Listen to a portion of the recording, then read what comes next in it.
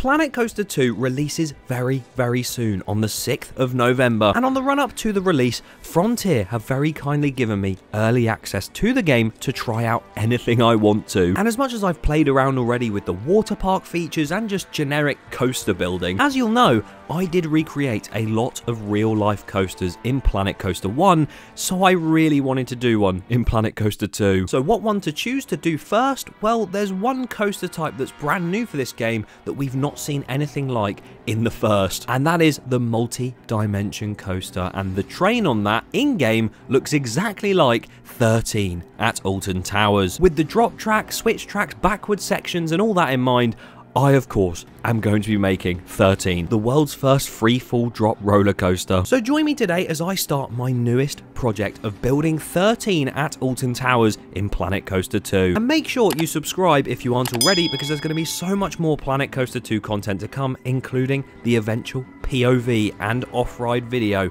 of this ride finished, because more episodes will be releasing over the next few days.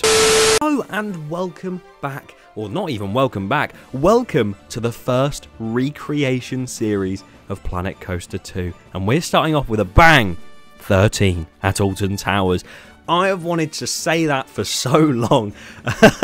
The amount of times I sat there in Planet Coaster 1, because I know you could do the drop tracks, you could just make it like a visual effect where you drop down and it all goes black on the screen, and oh my god, there's been a drop track, and do these weird switch glitch things. That rhymed. But I didn't want to do that. I wanted to wait until Planet Coaster 2 came out, and I knew we'd get drop tracks and switch tracks, and that is what's happened. And we're going to be building 13. I say we're going to be building it at the time of actually voiceovering this. Voiceovering this? Is that even a word? At the time of speaking and narrating this footage, the project is pretty much finished, which is quite funny. So with that being said, I guess that does spike the question of like, when is it going to release, or when are all the episodes going to be out? Well, I don't want to drag this series on for too long, purely because 13, there's no real theming around the ride. It very much uses the trees as theming, so with the new scenery brush, it is extremely easy to do. So other than the coaster itself and the building, it's not exactly the hardest recreation. So all of these series that I've done in the past, such as Icon and maybe like the Swarm as well, they were like 5 or 6 parts. I think this is probably going to be just maybe 2 or 3 episodes, if that. Look at that switch track going in there. It's literally identical to real life, the way it banks off on the left side. Oh, I love it so much, and you'll see me start to do that later on. I'm changing the track color right now to more of the grey, and you can really see the front of that train is exactly like 13 in real life. And I do actually add the little, there's like an antenna on the front right of the train as well, so I decided to add that along with some other things too. But yes, what was I just talking about? I got completely sidetracked. With there only being a couple different episodes of this series, this should be releasing, if all goes correctly, on the day the game releases. So on the 6th of November, you guys should be able to go into the Frontier Workshop, whether it be on console or PC, which is amazing, the fact we can do cross-platform now, and you can download 13 at Alton Towers. Hopefully, that should be what's happening, but I can't say that for certain. We're doing more of the track layout here, and as you can see, unlike my usual recreations in Planet Coaster 1, there's no billboard-like floor with the sort of floor plan of the layout or anything like that. I'm purely looking at my other screen and going off of pictures. There's people that have drawn up like basic layout plans, so it's literally just a line going through the woods to sort of say what the coaster does. Been looking at POVs, everything like that, to try and get this as good as I possibly can. So you'll notice these hills, especially towards that final lift hill into the drop track zone, which spoiler alert by the way, I swear I say that every time I talk about this coaster. Those hills and that end section were very, very hard to get right. So hard, in fact, I just decided to go from the switch track back to that drop track. And I didn't actually know this, but the ride pretty much does a helix under itself when it goes backwards. It really doesn't feel like a helix because it just throws you about left and right, which is really strange.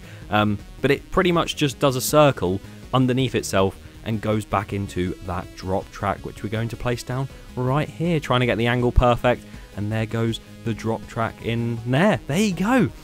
You can't customize the height on these drop tracks, which is kind of annoying, because I do sort of wish you could make it maybe a little bit taller or have it less of a drop. One thing you can do, which I think is quite cool, is you can miss out the little teaser drop at the start to then go into the big drop. You can just do one straight big drop, which obviously doesn't apply to 13, but if you're building something else, then it's perfect for that. And yeah, so we've got the entire end section there. I put the lift hill in.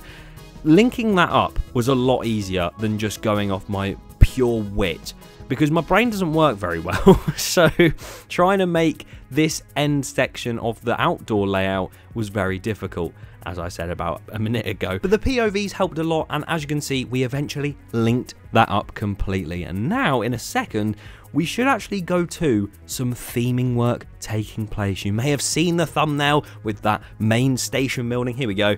With the tree going up it. Yes, I have somehow built that. I don't really know how it came about and sort of why I decided to do it the way I did, but I will explain how I went about doing that. As you can see, the station sizes in the game so far are still the same, which is really upsetting because I really wanted to see maybe like the ability to customize the station and take those massive air gates off. But none of that yet. I don't know whether that's going to come in a future update or whether I've just got an older version that they're eventually going to update when the game comes out. I don't know. But that is something that has kind of bugged me because the station doesn't fit in the building because the 13 station is quite a bit smaller. So that's a shame. But either way, as you can see, I'm building the top of that main centerpiece building now, next to the lift hill and sort of right beside that first turn out of the station. And I'm not going to lie to you, I will explain this many a time throughout the entire build, but the scaling tool has been a massive help throughout this entire project and just anything I've built so far in the game. I've got about, I think, 25 hours in the game now. It's been such a godsend. Like, genuinely, even just that, you see how like the two end ones are a lot bigger than the ones in the middle.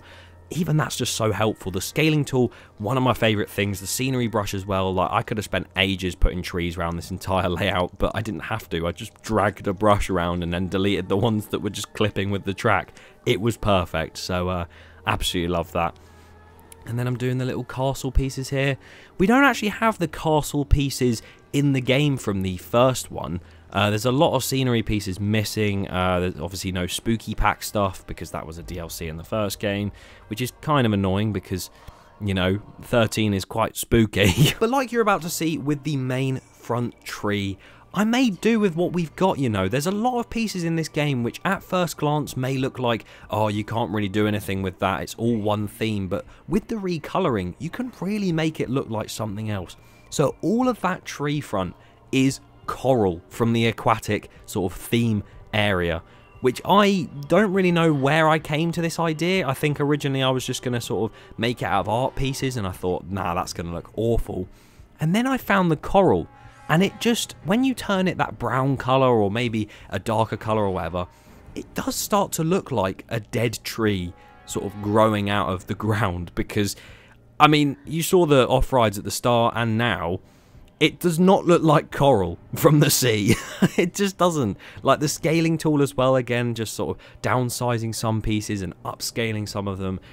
It's genuine. You know what? Scaling tool is my favourite thing in the game. No, I'd say, I don't even know what my favourite thing in this game is. I'll have to do like a video where I talk about the pros and cons and my favourite points and stuff. But yeah, honestly, it's been a big help. And the coral, yeah, you can see it just sort of growing along.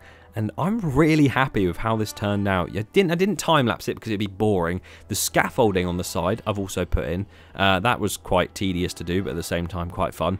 And we're just sort of getting there with the theming. Very slowly. And I'm really happy with it so far. And as you can see in the thumbnail and at the start anyway, you can see now that finished product of that front facade. And also the coaster in general. I'm really happy with how it came out, as I've said multiple times already. And I'm really looking forward to showing you guys in the next episode coming out in 2 days' time the inside of that drop track building and some of the station work that I'll be doing as well. So subscribe so you don't miss that. Thank you so much for watching.